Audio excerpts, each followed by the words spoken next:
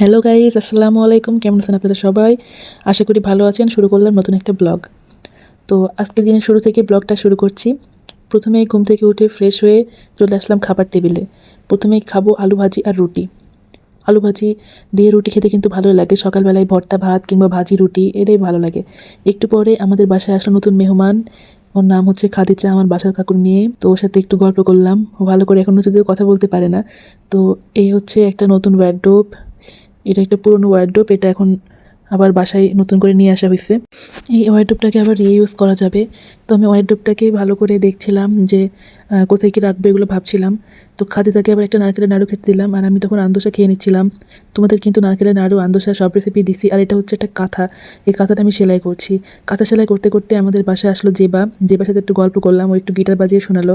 তারপরে চলে আসলাম রান্নাঘরে দেখছি আম্মু কি রান্না করছে। তো দেখলাম যে আম্মু আবার 4-5 রকমের মিক্সড মাছ রান্না করছে, আর এদিকে দুধ জাল হচ্ছিল কারেন্টের চুলায়।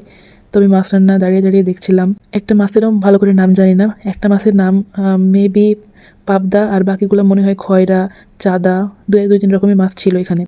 আমি এদিকে দাঁড়িয়ে দাঁড়িয়ে আম্মুর মাছ রান্না দেখছিলাম, আর ওইদিকে আমার ভাই চুল কাটিয়ে চলে এসেছে। আমার ভাই আজকে চুল কাটিয়েছে, এজন্য ক্যামেরার সামনে কিছুতেই আসবে না। কিন্তু এমন কোনো জিনিস আছে যেটা আমাকে ভিডিও করতে দেয় না, তোমরা বলো। তো এই যে দেখো আমার ভাই কীভাবে পালিয়ে গেট বন্ধ করে দিছে। আমি কতবার বলছি দরজা খোল, কিন্তু দরজা খুলবে না, আমার হাতে ক্যামেরা নিয়ে নিচ্ছে। তো আবার দেখো ওইদিকে বারান্দায় চলে গেছে আমার ক্যামেরা দেখে। আমি দিকে দাঁড়িয়ে আছি ওর একটা ভিডিও নিব। তো শেষ পর্যন্ত পারিনি। তো আবার দেখলাম যে রান্নাঘরে এসে দেখলাম আম্মু এদিকে মাছ রান্না করছে, আবার কাঁথা সেলাই করতে বসলাম।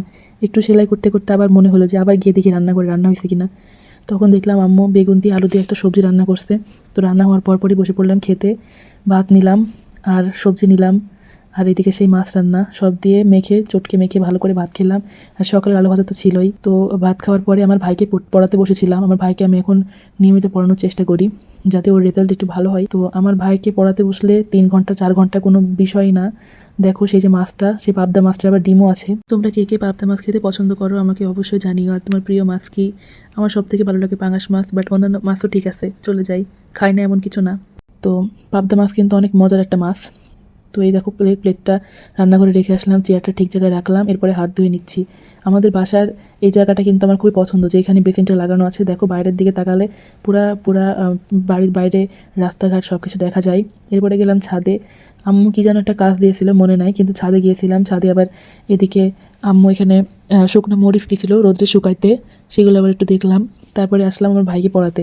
এই যে দেখো, ও কিন্তু জানে না যে আমি ভিডিও করছি। তার বাংলা জাতির মাতৃভাষা বাংলা। আবার বাংলাদেশে অনেক ক্ষুদ্র জাতিগোষ্ঠী। আমি তোমাকে জিজ্ঞেস করছি তুমি কি কোনো কিছু রেকর্ড করছো কি না। আমি বলছি না না, আমি রেকর্ড করছি না। তো যাই হোক, ওকে পড়াতে পড়াতে আমারই মনে হয় মেমোরি লস হয়ে গেছে। তো এখন আমি দুধ খেলাম। এই জন্য দুধ খাইতে খাইতে মনে হলো যে আমার অনেক বেশি ব্রেনের উপর চাপ পড়ে গেছে আমার ভাইকে শিক্ষিত করতে গিয়ে। তো এই জন্য আমি 2জন দাদিকে ডেকে নিলাম যে তোমরা একটু আসো, আমি একটু লুডো খেলি, মনটা ভালো লাগবে।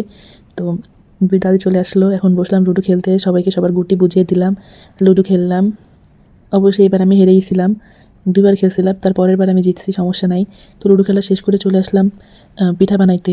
তো আমার আজকে নকশি পিঠা বানানোর কথা ছিল। দেখো আমি কিন্তু প্র্যাকটিস করছি কয়েকবার এর আগে। তো আজকে আমার পিঠাগুলো একদমই পারফেক্ট হয়েছে, ডিজাইনটা পারফেক্ট হয়েছে। তো পিঠাগুলো আমি ভাজবো না সম্পূর্ণ, একবার ভেজে রেখে দেবো। পরে যখন খেতে ইচ্ছা হবে তখন আরেকবার ভেজে রসে ডুবাইলে হয়ে যাবে। তো এবার আমি রাত্রের খাবার খাচ্ছিলাম পাউরুটি আর চকলেট। আজকের মতো এইটুকুই, আর অসংখ্য ধন্যবাদ ভিডিওটি শেষ পর্যন্ত দেখার জন্য।